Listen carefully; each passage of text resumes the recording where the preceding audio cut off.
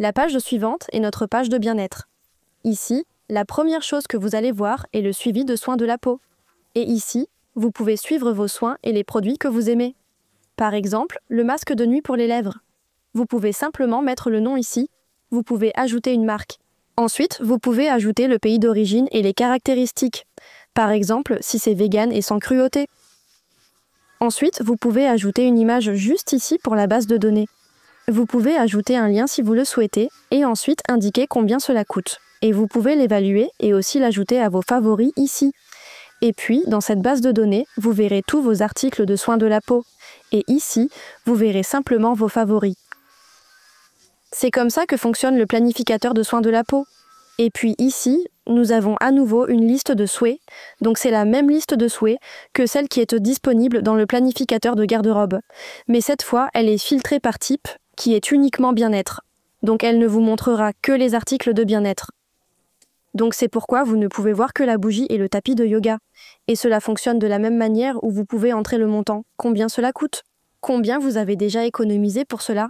Et puis, cela calculera automatiquement combien il vous reste et combien de progrès vous avez déjà fait. Et voilà. Et voilà, c'est ainsi que fonctionne cette page. Ensuite, nous avons notre journal ici, où vous pouvez simplement écrire, et c'est assez simple et direct. Vous avez tous vos différents mois juste ici. Ils sont catégorisés de janvier à décembre. Et ensuite, vous pouvez simplement appuyer sur ce bouton pour une nouvelle entrée. Et c'est essentiellement juste une page blanche. Donc, vous pouvez ajouter votre date juste ici.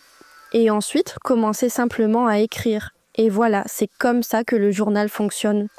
Ainsi, vous avez toutes vos entrées de journal en un seul endroit et elles sont classées par mois.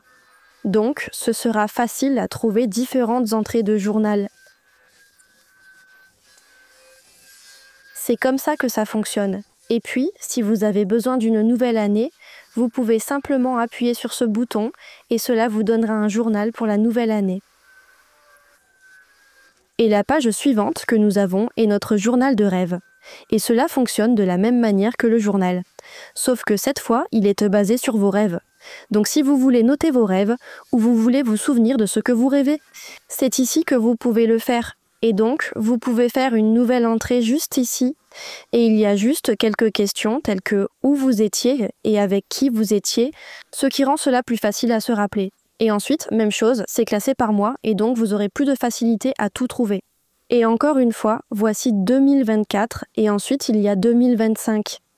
Si vous avez besoin d'une nouvelle année, vous pouvez simplement appuyer sur ce bouton. Et ici, vous pouvez suivre vos rêves. C'est tout pour la page de rêve. Et puis nous avons notre page de méditation. Et ici, vous pouvez simplement ajouter vos méditations préférées de YouTube juste ici. J'ai juste mis des exemples.